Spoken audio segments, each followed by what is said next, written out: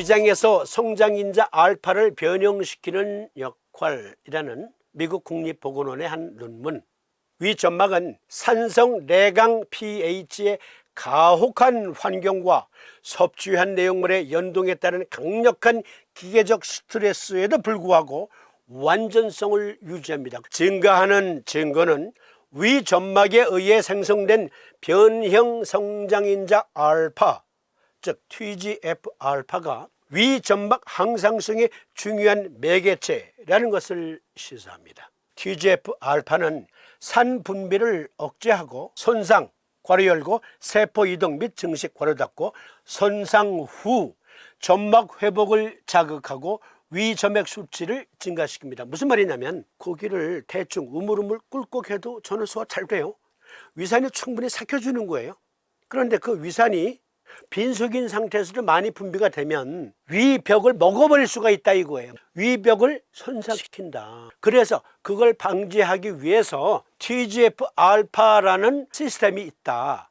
즉 위산을 적절한 시간대, 타이밍에 묽게 한다 이거예요. 묽게. 그래서 위벽을 보호한다. 즉 위산 자체가 위벽 자체를 먹어치우지 못하게, 소화시키지 못하게 방지하는 역할을 한다. TGF-알파는 산 분비를 억제하고 손상 후 점막 회복을 자극하고 위점액 수치를 증가시킵니다. 우리는 위장의 보호 및 회복작용 모두에서 이 내생적으로 생성된 성장인자의 역할을 뒷받침하는 데이터를 검토합니다.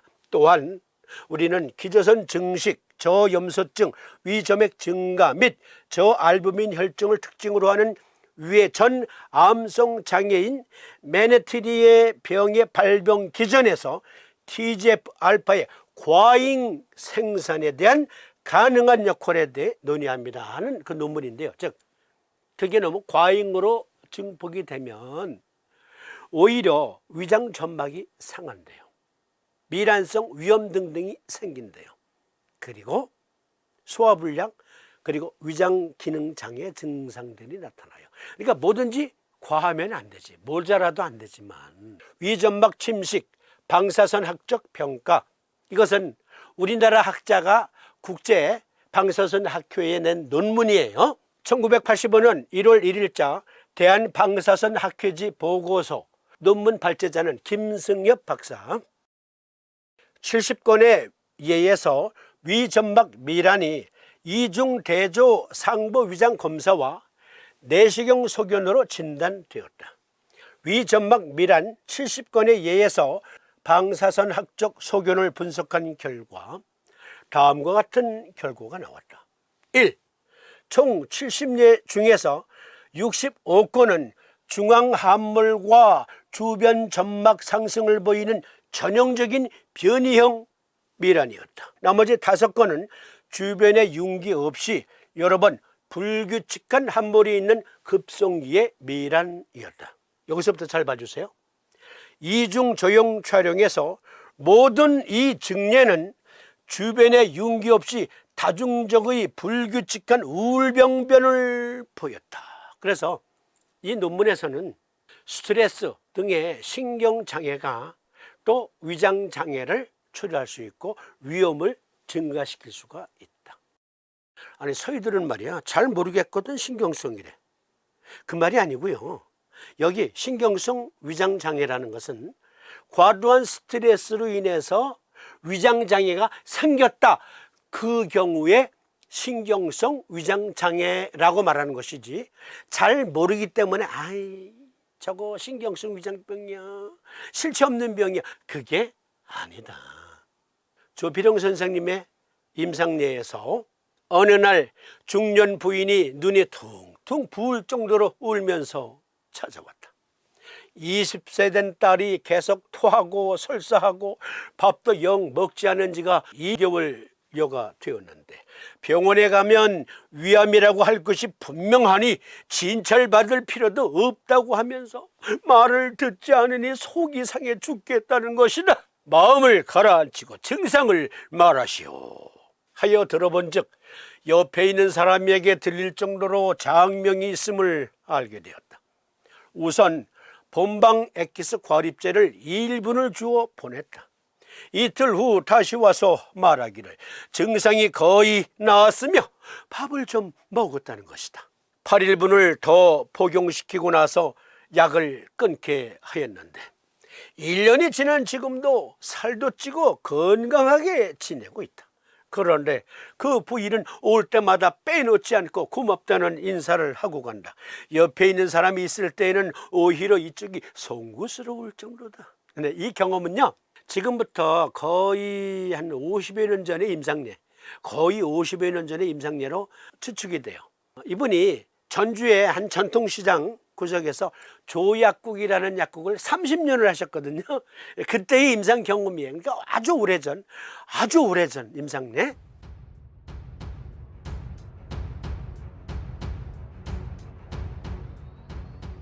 그래서 옛날 표현이 들어있어요. 여기 보세요. 마음을 가라앉히고 증상을 말하시오. 꼭 허준 드라마에 나오는 대사 같아요. 어쨌든 이때는 암에 걸리면 그냥 다 죽는 걸로 알았잖아요. 30여 년 전에만 해도 그렇죠. 그러니까 이 처자는 나 분명히 위암이야. 그러니 나는 죽을 거야. 병원 갈 필요도 없어. 병원 가서 그거 확인 안 했니? 차라리 그냥 나 스스로 식음을 전폐하고 나 죽을래. 뭐 이런 심정이었겠죠.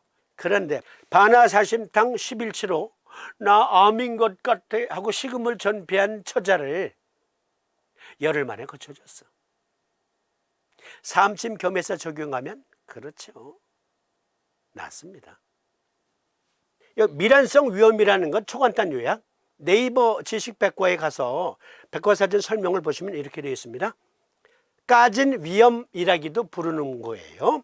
미란이 나타나는 위염 중에 만성 다발성 미란이 있는데 미란 주위 점막이 부풀어 올라 문어발판 모양같이 된 것을 까진 위염이라고 한다. 일명 문어발판형 미란이라고도 한다. 그러니까 위 점막이 이렇게 융기됐어요. 그리고 문어발판처럼 이렇게 패인 거예요. 부풀었고 가운데가 패였어. 이걸 미란성 위염.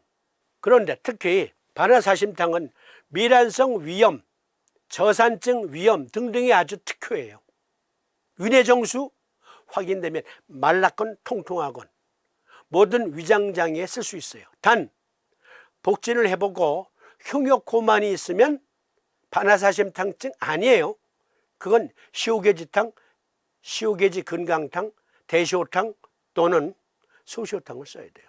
반화사심탕은 복진을 했을 때 심화를 눌러보니까, 명치를 눌러보니까 아파요 해. 왜? 긴장해서 아픈 거예요. 그건. 릴렉스, 릴렉스. 배 힘 빼세요. 릴렉스 하면서 살살 만져주면서 쑥 눌러보면 극하고 트림하면서 아우 편하다, 아우 시원하다 그런다니까. 그게 심화비경. 누르면 누를수록 반발하는 통증이다. 흉협고만. 그것은 소시오탕증에서 보다 상세히 같이 토론할 겁니다. 어쨌든 이 경우에 삼침법은 삼시법 적용. 설사가 두드러진 반화사심탕증엔 체질 불문하고 비정격, 설사는 적고 장명, 위내정수가 두드러진 통통한 제형의 반화사심탕증엔 위정격, 위산 과다가 두드러진 반화사심탕증엔 간정격. 저산증 위험만 있는 게 아니에요. 반화사심탕증에 하트번이 있어요. 역류성 식도염이 있어요. 그 경우에는 간정격을 써야 돼요. 더하여 신경이 몹시 예민한 재증엔 3초 승격을 적용한다. 어떤 사람이 몹시 배가 고파요. 식사 때를 놓친 거야. 식당에 갔지. 보니까 점심시간이 좀 지났는데도 사람이 그냥 가득 차 있어. 주문하고 기다리는데 갑자기 주인을 불러. 여보시오, 왜 이렇게 음식이 늦어? 하고 짜증 내는데 그게 전투적이야. 그러면 다음 성격이에요. 3초 성격이 아니라. 그런데 신경을 많이 써서 생기는 위험은 여성이 더 많아요. 그런데 그 여성이 히스테릭 팔짝, 미치고 팔짝 뛰는 그러한 신경 증상을 보인다면 그때는 3초 성격이란 얘기지. 그런데 참아야 하느니라 해서